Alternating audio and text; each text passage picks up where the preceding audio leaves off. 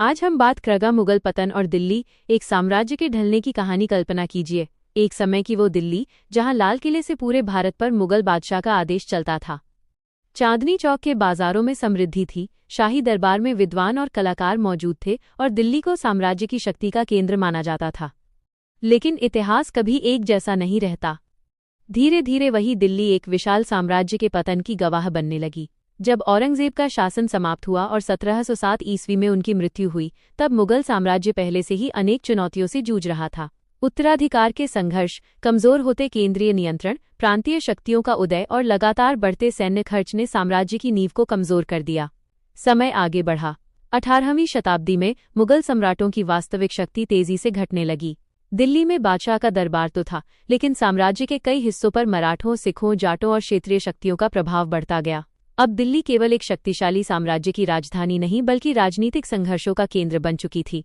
कल्पना कीजिए, वर्ष 1739, फारस का शासक नादिर शाह अपनी सेना के साथ दिल्ली पहुंचता है। मुगल सत्ता उसे रोकने में असफल रहती है। दिल्ली में भयंकर लूट होती है और अपार धन संपत्ति के साथ प्रसिद्ध मयूर सिंहासन भी ले जाया जाता है। ये घटना मुगल साम्राज्य की कमजोर होती शक्ति का बड़ा प्रतीक बन गई। लेकिन संकट यहीं समाप्त नहीं हुआ। अहमद शाह अब्दाली के आक्रमणों ने दिल्ली को बार बार अस्थिर किया। मराठों और अन्य क्षेत्रीय शक्तियों के बीच संघर्ष ने भी राजधानी को प्रभावित किया। अंततः 1803 ईस्वी में अंग्रेज ईस्ट इंडिया कंपनी ने दिल्ली पर अधिकार कर लिया।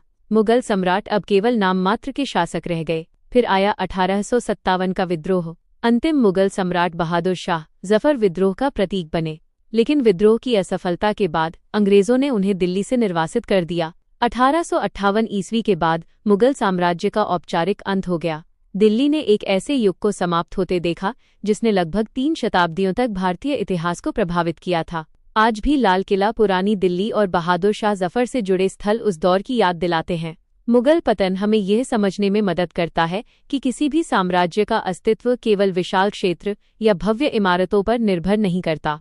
भविष्य के लिए दिल्ली की ये कहानी एक गहरा संदेश देती है। सत्ता तभी टिकती है जब उसके पीछे मजबूत संस्थाएं, आर्थिक स्थिरता, कुशल प्रशासन और बदलती परिस्थितियों के अनुसार स्वयं को ढालने की क्षमता हो। मुगल साम्राज्य का उत्थान और पतन हमें सिखाता है कि इतिहास में कोई भी शक्ति स्थायी नहीं होती। समय आगे बढ़ता है, साम्राज्य बदलते हैं, लेकिन उनकी विरासत आने वाली पीढ़ियों को सीख देती रहती है।